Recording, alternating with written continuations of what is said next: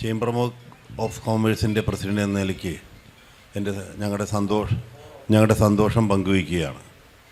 ആദ്യമായി പ്രതിപക്ഷ നേതാവിന് ഞങ്ങളുടെ അഭിനന്ദനം പ്രത്യേകം പറയാൻ കാരണം, ഈ 5 കൊല്ലത്തോളം ഒരു ബന്ധില്ലാതെ ഞങ്ങളെ രക്ഷപ്പെടുത്തി എന്നുള്ള ഒരു സന്തോഷം ആദ്യം പങ്കുവയ്ക്കാൻ ആഗ്രഹിക്കുകയാണ്.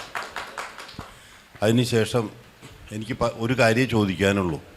ഇപ്പോൾ കേരളം അതികഠിനമായ സാമ്പത്തിക പ്രതിസന്ധി നേരിട്ടുകൊണ്ടിരിക്കുകയാണ്. ഈ പ്രതിസന്ധി സാധാരണ ജനങ്ങളെ മാത്രമല്ല എല്ലാവരെയും കാര്യമായി തന്നെ ബാധിച്ചിരിക്കുകയാണ്. ആ സാമ്പത്തിക പ്രതിസന്ധി വന്നാൽ അത് സംസ്ഥാനമായാലും രാജ്യമായാലും വ്യക്തിയായാലും തകർന്ന് തരിപ്പണമാവും. അതിന്ന് വളരെയധികം സാമ്പത്തികമായി ബുദ്ധിമുട്ടാണ് എന്നുള്ളത് നമ്മുടെ ധനകാര്യമന്ത്രി വരെ സമ്മതിച്ചിട്ടുണ്ട്. അതിനങ്ങ് എന്താണ് പരിഹാരം കാണണേ എന്നുള്ളതാണ് പ്രത്യേകിച്ചും ഒരു ചോദ്യം ചോദിക്കാനുള്ളത്. പിന്നെ ഒരു കാര്യം കൂടിയുള്ളൂ. ഈ ഞങ്ങളിപ്പോൾ വിളിച്ച മാതിരി ഈ GDPയുടെ ഒരു ഭാഗമാണ് ഞങ്ങൾ വ്യാപാരികൾ എന്നും കൂടി മനസ്സിലാക്കി പുതിയ ഭരണം വരുമ്പോഴും ഒരു കൊല്ലത്തിൽ 1-2 പ്രാവശ്യം ഒരു ചർച്ചയ്ക്കുള്ള ഒരു അവസരം കൂടി ഒരുക്കി തരണമെന്ന് മാത്രമേ പറയാനുള്ളൂ.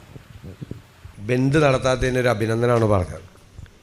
ഞാൻ വളരെ അഭിമാനത്തോടെ പറയുന്നൊരു കാര്യം, കഴിഞ്ഞ 5 വർഷമായി കേരളത്തിൻ്റെ രാഷ്ട്രീയ ചരിത്രത്തിൽ ആദ്യമായി ബന്ദും ഹർത്താലും നടത്താത്ത ആദ്യത്തെ പ്രതിപക്ഷമാണ് ഞങ്ങൾ വിചാരിക്കുന്നത്. ഇപ്പം ഞാൻ കഴിഞ്ഞ ദിവസം ഒരു ചർച്ചയ്ക്ക് വെച്ചു, 2 അഭിപ്രായം ഉണ്ടാവുമായിരിക്കും. അപ്പോൾ ദേശീയ പണിമുടക്ക് പ്രഖ്യാപിച്ചു. ദേശീയ പണിമുടക്ക് കേരളത്തിൽ മാത്രമേ ഉള്ളൂ, തമിഴ്നാട്ടിലില്ല, ബംഗാളിലില്ല, മഹാരാഷ്ട്രയിലില്ല, ഡൽഹിയിലില്ല. ഇവിടെ മാത്രം ഹർത്താലിന് സമാനമായ പണിമുടക്ക്.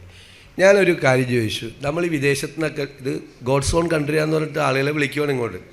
ഈ വിദേശ രാജ്യങ്ങളിലുള്ള ആളുകൾ, ഇടത്തരക്കാർ, അവരുടെ 2 വർഷത്തെ സമ്പാദ്യത്തിൽ നിന്നൊരു ഷെയർ മാറ്റി വെച്ചിട്ടാണ് ടൂറിന് വരുന്നത്, ടൂറിസ്റ്റുകളായിട്ട് വരുന്നത്. അവർ 1 വർഷം മുമ്പേ ബുക്ക് ചെയ്യും. അവരിവിടെ കൊച്ചി എയർപോർട്ടിൽ വന്ന് ഇറങ്ങുമ്പോഴാണ് ഇവിടെ ഹർത്താലാണെന്ന് അറിയുന്നത്. ഒരു ടാക്സി കിട്ടില്ല, ഭക്ഷണം കിട്ടില്ല. അവർ പോയിട്ട് കൊടുക്കാൻ പോകുന്ന മെസ്സേജ് എന്താ? ഇവിടെ ഇൻവെസ്റ്റ് ചെയ്യാൻ ഈ ഔട്ട്സൈഡ് സ്റ്റേറ്റിൽ നിന്ന് ആരെങ്കിലും വരുമോ? ഇവിടെ എപ്പോഴും ഹർത്താലും ബന്ധും പണിമുടക്കമാണ്. അപ്പോൾ കാലഹരണപ്പെട്ട കാര്യങ്ങൾ, നമുക്ക് ആ കോസിനോടൊന്നും ഞാനെതിരല്ല, ആ കോസിന് വേണ്ടിയിട്ട് ഫൈറ്റ് ചെയ്യുന്ന ഒരാൾ കൂടിയാണ് ഞാൻ.